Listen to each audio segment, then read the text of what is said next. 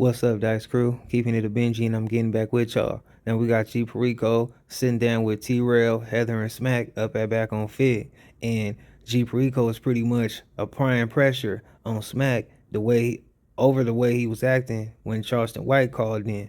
So let's tune in and see what G Perico and them got to say. Shout out to the Dice Crew. I'ma keep it a Benji for y'all doing my reaction. Y'all keep it a Benji for me in the comments. Let's rock. But he was getting chilly though. For sure. You know what I'm saying? But all I'm saying is when the homie come in here, smile. I always smile for Charleston White. Like you smile for Charleston White. You was happy as a motherfucker. You know what I wanted to know, bro? Speak on it. Hold on. You was trolling?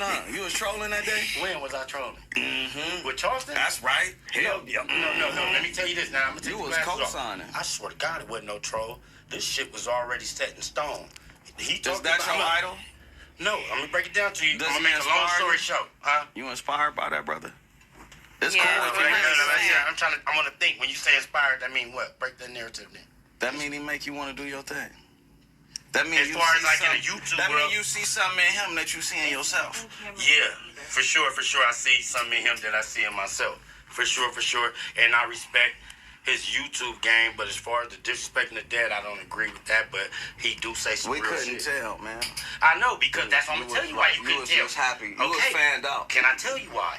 He talks so much. You was fanned out over the phone. Okay, so he talked so much shit about Mr. Charleston White. I said, damn, this nigga T-Real.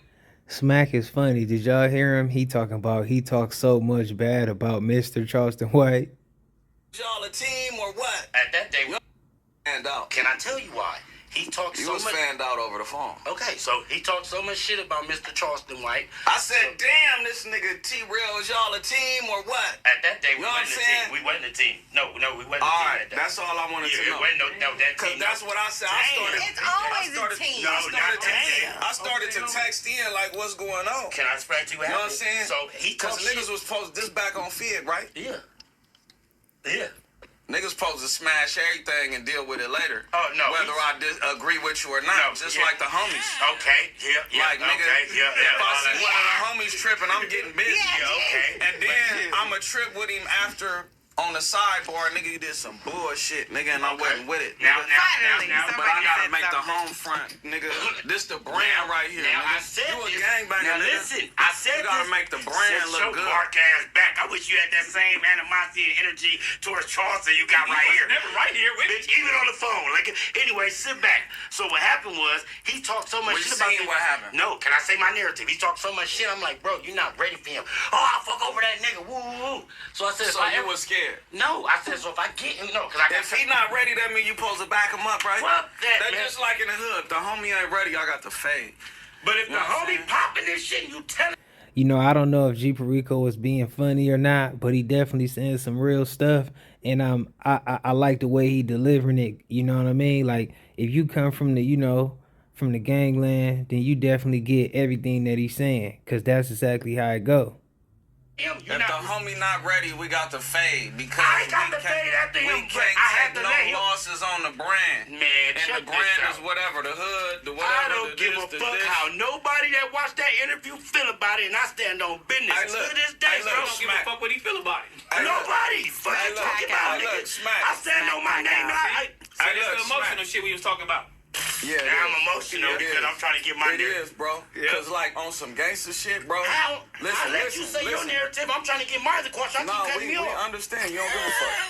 But look. See, look, the internet is so all over the place these days. Yes. And by you being at this point in life, you an elder. You got grades in your chin. You a big homie, right?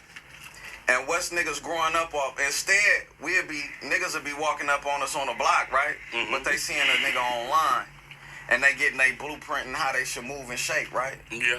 And by you being a part of this culture, especially being a part of the gang culture first, from Trouble Gangsters. Yes. 51st Street. Believe it. Born and raised on 51st. All my life. Right? Yes.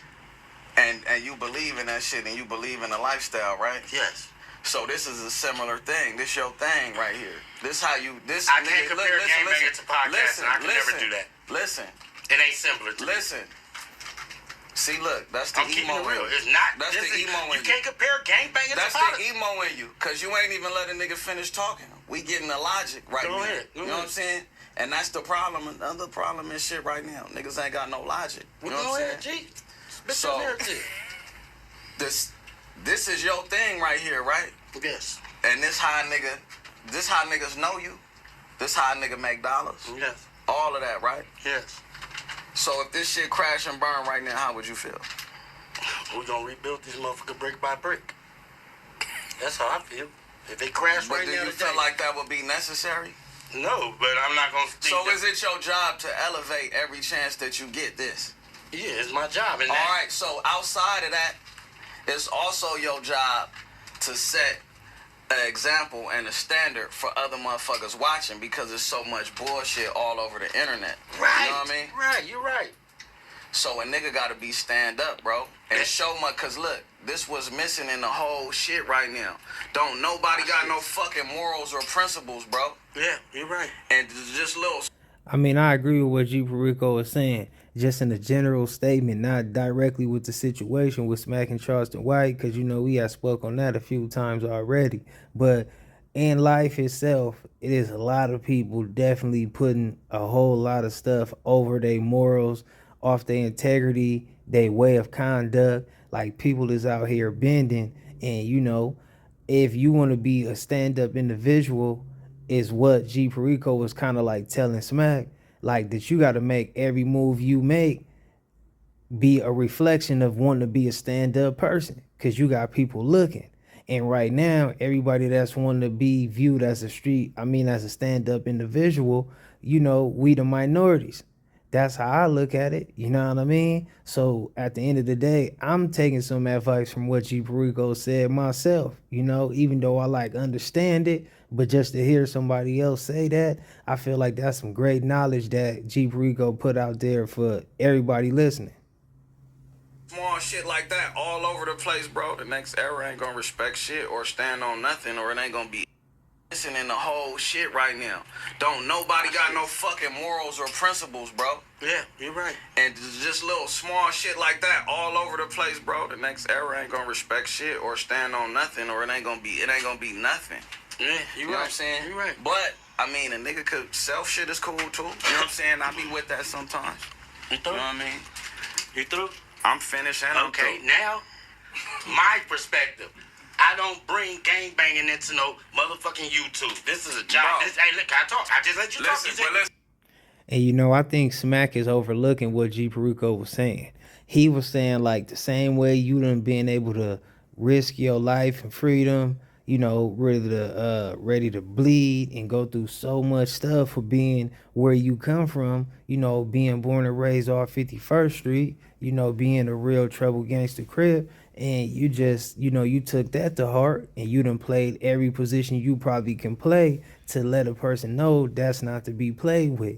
So he's saying, even though, like, it's not just about the gangbanging, but anything that you are a part of, you should have a care and a passion for it. Like he said, this is your thing, this is your brand, this is your company, this is what you're doing right now. This is one of the biggest checks you're getting right now. You know, you should always try to elevate it and uplift it and defend it by any means. Not never let anything attack this, even if you looking at it for just good content. That's what G Perico was saying, and that's what I got from it. I think Smac is really thinking that he won't like Smac think G Perico is asking him to like really try to like just, you know, gang bang out on Charleston White. And I don't think that's what he's saying.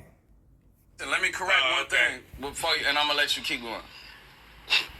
I was using gangbanging, and this I was doing the comparison because it's morals and principles and standards that a nigga stand up under when a nigga represents something. Not nigga, fuck you, boom, boom, boom, boom. The principles and the morals and the shit Okay, that now we I'ma tell you bring my to the shit, principle on and the the morals. seriousness and the severity and the realness, cause this shit real. Okay. That's it. Now, my scenario on all this shit is, I'm a podcaster. He's a podcaster. Dude's a podcaster. Handle your candle. You said that you could out-talk this nigga and do all this, so handle your candle. It don't need for me to jump in. You vowed to do this. Let me talk. You vowed to do this. Come on, nigga, get him on the line or bring him here. I'ma do this. So now I got him on the line. Handle your motherfucking candle. Don't fold up and do none of that. Handle your candle. Now that when this shit got brought to you and it got crumbled because he got to saying some outlandish ass shit. Now everybody looking at me tomorrow. Oh, ooh. If that's the case and you say this is my job, well, I made the ratings go up, nigga.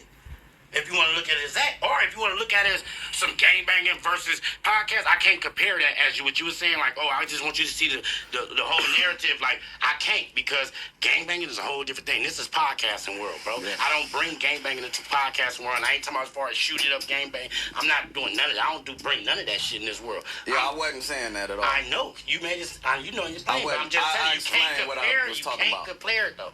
You can't. Then when I'm on YouTube, I'm not as lifestyle. Smac is so funny, man. Like he seemed like he didn't even try to hear what G Perico was saying, not a little bit. Like he just was waiting to speak so he could express himself. Hey, look, when I'm on YouTube, I'm not Smac from Troubles, you know what I mean? Then I come in as a whole nother nigga. Like, of course. You get what I'm saying? So of course. That was some YouTube shit. It went too far. I was saying principle. And you know, on the other hand, I do understand what Smac is saying. You know what I mean? Don't get me wrong. I'm not trying to make it seem like Smac is sounding like a just total idiot or nothing like that.